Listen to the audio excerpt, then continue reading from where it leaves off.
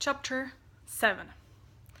So, for anybody that has the original book or has read the original book, the commentary is actually done on the revised version, which is way better. I highly recommend it. And it's found only on my blog.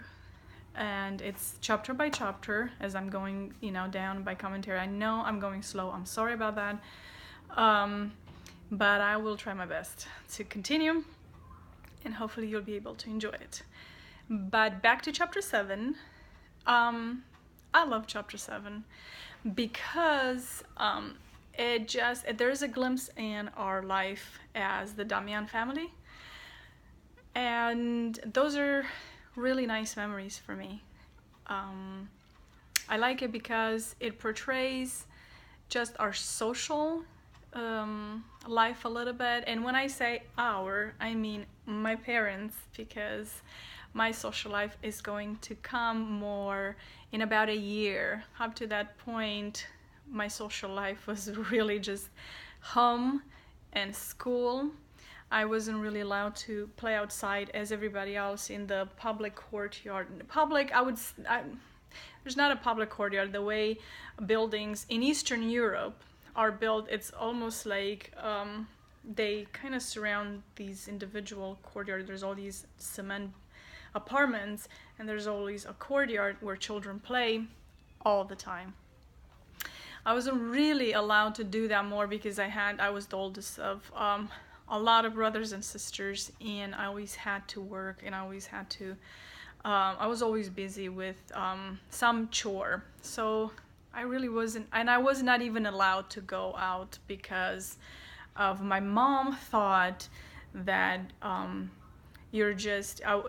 was gonna have a bad influence if I went out there and met with girls that thought different than we thought, and meaning it was okay to have makeup on and listen to maybe rock and roll music, or have boyfriends, or have sex, because that was actually quite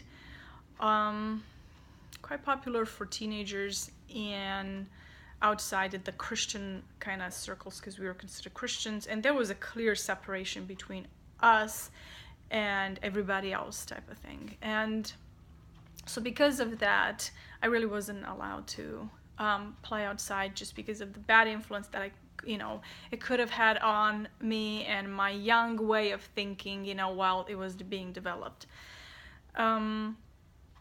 That being said, so you can see in chapter 7 just a little bit of my mom getting together with a few of her friends. She had more than that, but these are a few of her main friends that they visited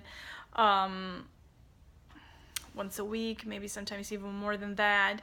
And the social life was, sometimes we actually had every day somebody come over and visit us, but for sure there was, if a week passed and nobody stopped by, something was not right.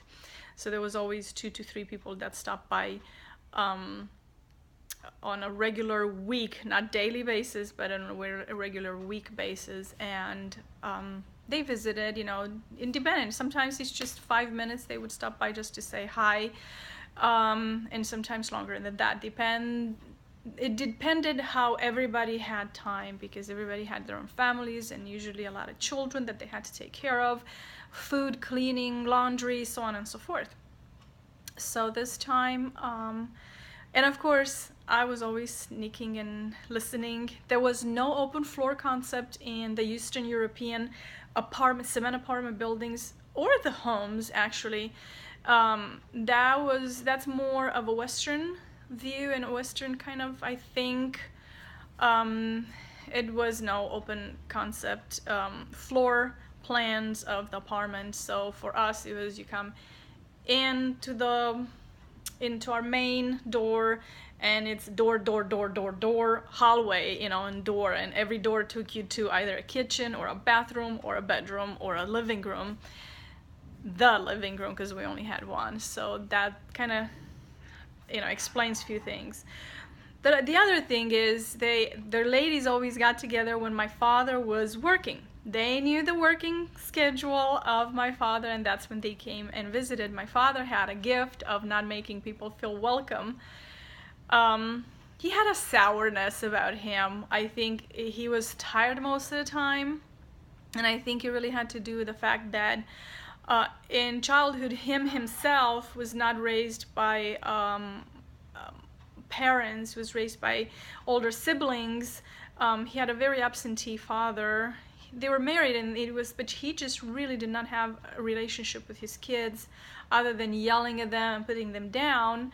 And his mom was gone a lot to like that visiting.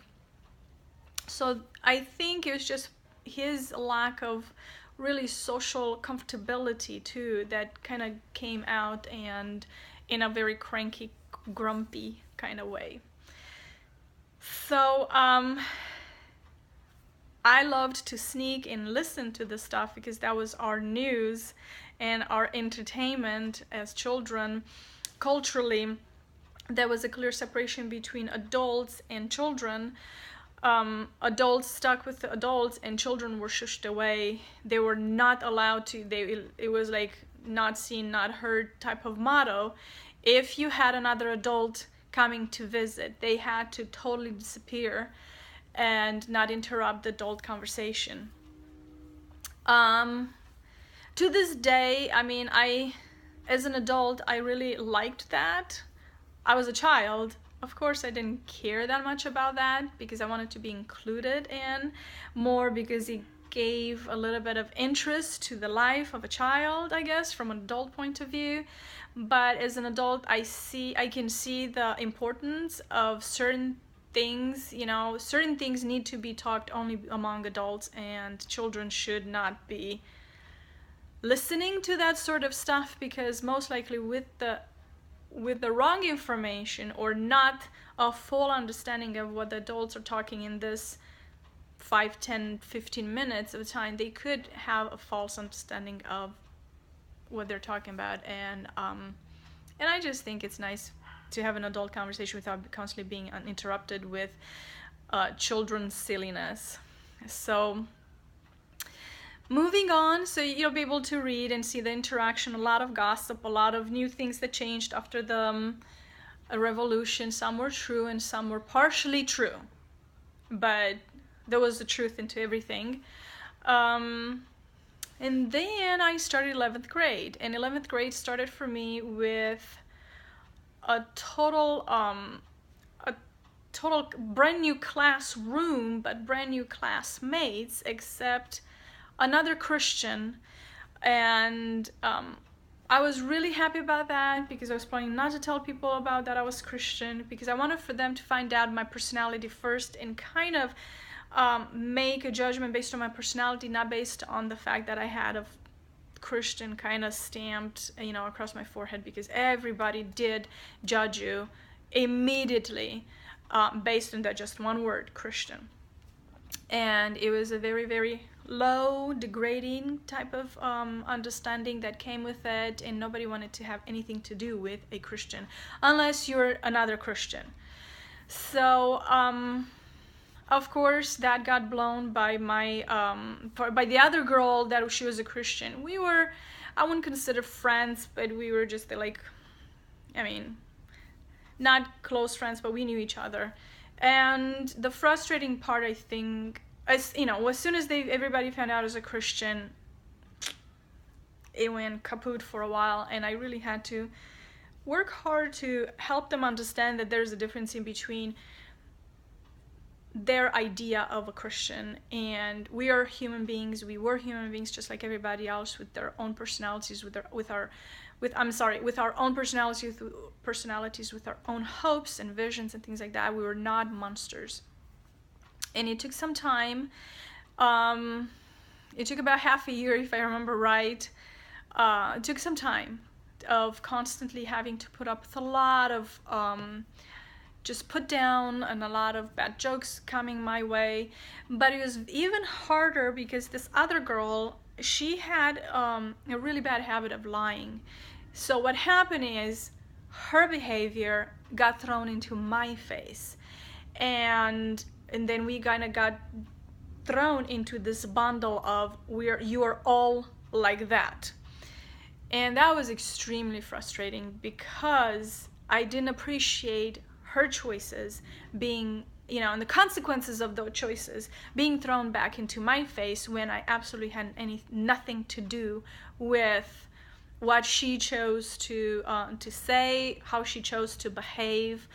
I'm like, if you're going to judge me for my own words and my own behaviors.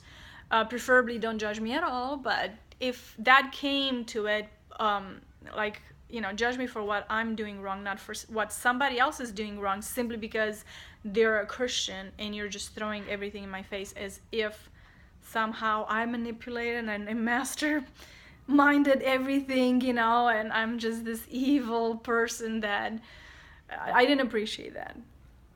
Of course, we started to get help from Germany a lot, people from Germany, and we end up with a lot of clothing that they were considered inappropriate for, and not modest enough for, from a Christian point of view for us.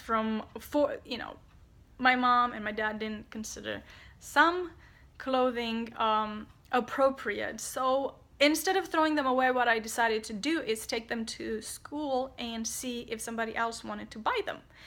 And I started making money that way. And I made some pretty good money that way. We found jewelry and things like that, and I just kept selling that stuff, and I would come home with money and with groceries. I would stop on my way home from school. I would stop and buy groceries and bring it home, and it got to a point where my mom would need certain groceries and would ask me if we had anything else to sell. And I started to kind of get a little bit of a reputation that Carmen had.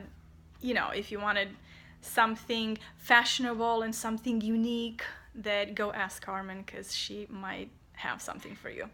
So I'm trying to wrap it up. I know I'm going long, but there's a lot to say. This chapter is something that I really like. It portrays a lot of the culture that I grew up with, and I'm expressing this, but I can really go on twice as long, if not 3 times as long. I'm just trying not to bore you guys out, but it's something that I deeply, deeply enjoy. It's just a piece of my life and my childhood that has such fond memories. Have a good time, and we'll come back with chapter 8. Bye.